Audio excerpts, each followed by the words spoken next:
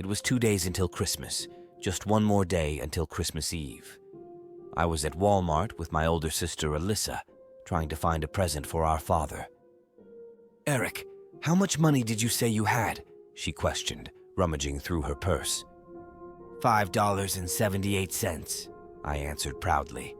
"Eric," she began, reaching for the top shelf, "if we want to get Dad this Guinness set, we'll need $5 more."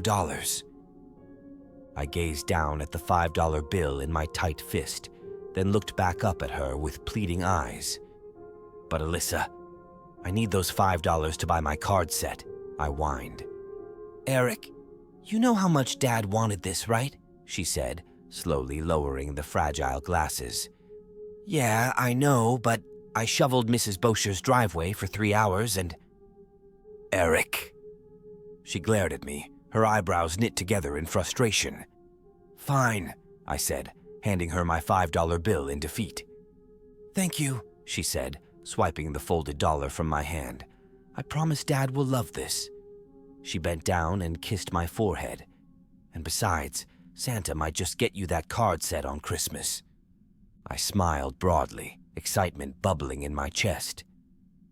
"You really think so?" She let out a small laugh. "I know so." Alyssa pushed our cart to the checkout, and I held the Guinness set. I wondered why she trusted me with it, considering I accidentally break things almost daily. My feet were sore from walking in and out of stores, searching for our dad's present. We stopped at the checkout. "Hand me as many things as you can, and I'll put them up here," she instructed. I nodded and began pulling out groceries. Alyssa rearranged items, stacking boxes, and trying to fit everything compactly. My hands grew cold from holding a bag of peas. "Alyssa, hurry up," I complained. "Just wait," she answered impatiently. I pursed my lips and waited for her to take the bag. My gaze drifted to the store's exit, where a man dressed as Santa was ringing a bell for charity donations. I knew he wasn't the real Santa. He didn't even look like him. In fact, I didn't know what Santa really looked like. But around Christmas, you might see him watching from a dark corner, silently deciding if you're naughty or nice. One year, I left him a note asking why his name was Santa. The next morning, the note had a reply. "Santa isn't my name." "Eric," Elisa's voice brought me back. "Stop daydreaming and hand me the rest of the groceries." I handed her the peas, grateful to relieve the cold numbness in my hands. It was cold. I glanced back at the corner where Santa had been standing. Quiet Christmas music was heard from downstairs. The snowflakes outside our window liked to dance to the melody, except today there was a blizzard. Alyssa was wrapping our mom's gift, and I was wrapping our dad's. I was trying to fold the corners down like my sister was doing, but I still didn't understand how to, no matter how much I studied each step. "Alyssa, can you help me?" Her focus was still on wrapping the present, but she eventually replied, "Sure, what do you need?" "How do you fold the corners?" She looked up at me and smiled. "Here, you just do this." She folded the sides in and folded the top over. "I'll hold the fold down and you can tape it." I looked over where I last saw the tape, still sitting. I reached over and found it under some wrapping paper. Found it. I held it out for her to see as unneeded proof. "Can you at least rip off a piece before you give it to me?" "Fine." My fingers searched around for a small corner of tape. I finally found one and attempted to peel it off. "My fingernails are too short." She rolled her eyes. "They wouldn't be if you didn't chew them all the time, you know. Most fourth graders broke that habit by now." I looked away, a little embarrassed that I still chewed my nails. "Here, just put your finger here, okay?" I nodded and held down the folded corner. She ripped off a piece and stuck it down on the fold. "There." I beamed, feeling accomplished in my work. I stood up, stretched my stiff legs, and jumped on my bed. "Hey, Lissa." She was still finishing wrapping a few more presents. "Why don't Mom and Dad ever get presents from Santa?" She was peeling off the backing of a bow and putting it in the middle of the present. It's because they're the ones who give you your present from Santa. I didn't reply. It was quiet. She stopped rapping and looked up at me. Eric? I stayed silent. Eric, what's wrong? She asked, getting a little concerned. I got up and sat on the corner of my bed and looked at her with my watery eyes. Alyssa, what do you mean? She was quiet and looked down. After a few moments, she looked back up at me. Santa isn't real, Eric. Mom and Dad just pretend that he is and put a present under the tree before Christmas morning and say it was from him. I was getting frustrated, of course. He was real. You're lying! Santa is real! I yelled. Eric, stop yelling! I'm just telling you the truth! It was quiet for a long time. I opened my mouth to reply, but I was interrupted by the lights suddenly going out. The whole house was silent, and only the howling wind from outside could be heard.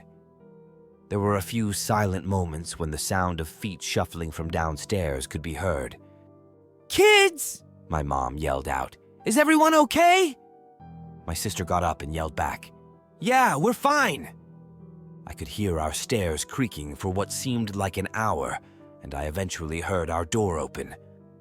My dad got out his phone and used the light from the screen as a flashlight.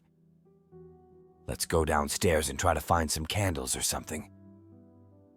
We all blindly made our way down the stairs. My dad went to the kitchen and returned with 3 flashlights. He handed one to me and my sister.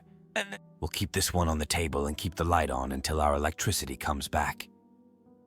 He placed the flashlight on the table so that it was standing up with the light pointed at the ceiling.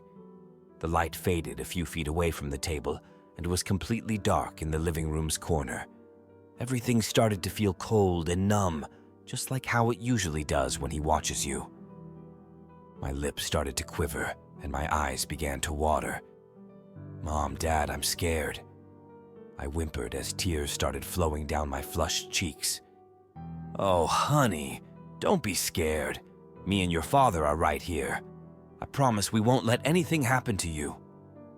Her warm hands were on my shoulders and comforted me with her soft smile. My shaky breathing gradually stopped, and I calmed down. Hey, Mom, she smiled. Yes, honey? Do you think that he's scared? Her smile slowly faded into a look of distraught. Who are you talking about? The man in the corner. The silence wasn't like normal silence. It was the type of silence that you hear when you are completely terrified, the type that seems to close in on you and transfix on the slightest sound that is made, the type that lasts for what seems like hours of pure terror and dread. We were all staring at the corner, but he was only staring back at me. My sister grabbed the flashlight and shined it in the corner, but nothing was there. She cautiously lowered the flashlight, and the man was gone. My mom let out a shaky sigh. It was probably just the shadow of something in here. Everyone but me agreed. But it's Santa, I protested. They stared at me and broke the silence with laughter. Honey, I think you're just confused, my mom said in between laughter. Anger boiled inside of me. I tightened my fists until I heard an unnatural pop. It was him! I screamed in rage. There it was again, silence. Everyone stared at me in shock. They said words, but I couldn't hear them, only ringing. Their faces became distorted and darkness swept over my vision. I was falling. I was falling in slow motion, and everything was silent. I saw the man in the corner before I hit the ground. Darkness was fading into colors. They were blurry, but I could still make them out. My vision was foggy and swirled around as if I were in a trance. I tried blinking my eyes open, but they felt so heavy. Everything around me started becoming more and more vivid. The only thing different was that the lights were turned on. I blinked my eyes a few times and could now see normally. I felt something warm and damp on my forehead. I raised my hand to the top of my head and cautiously touched the rough fabric. I pulled off the damp rag and put it to my side. What even happened? Eric? I quickly spun around. Sorry if I startled you, sweetie. She tucked her auburn hair back behind her ear as she approached me. She crouched down next to me, placing her delicate hand on my forehead. How are you feeling, honey? My ears were still ringing. I'm fine. I'm so cold. She knit her eyebrows together. Are you sure, honey? You took a pretty bad fall. I said, I'm fine, I snapped. She looked at me as she did before I fell unconscious. She took a deep breath and stood up. I hope you are, Eric. And then she left the room. I woke up, still on the couch, and slowly rubbed the sleep from my eyes and glanced around the room. My gaze inadvertently landed on him, and I instantly froze. Hey, honey, I'm off to work. Her voice broke the eerie silence. Startled and filled with dread, I quickly looked away. Honey, she hesitated, her tone laced with concern. How are you feeling? I'm okay, I replied flatly. Okay, but try not to wake up your father and sister. They barely slept last night. I nodded, my back still turned to her. For a second, I could hear the howling wind from outside, but it only lasted a moment and the door slammed shut. I turned around and came face to face with him. He was unnaturally tall with a hunched back that gave him a permanently stooped posture. His arms, thin and skeletal, hung limply at his sides. His legs were stick-like, dressed in tattered, once-red pants that were now faded and stained. His feet were bare, blackened and gnarled, as though ravaged by frostbite, and his jaw hanging slack and broken. His eyes, deeply sunken, seemed to bore into mine, hollow yet piercing. Dark, viscous blood trickled down his ghastly pale face from the empty eye sockets into his horribly stained beard.